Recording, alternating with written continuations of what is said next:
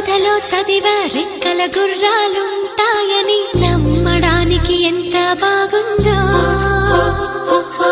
బాలమిత్ర కథలో చదివా పగడపు దీవులు ఉంటాయి.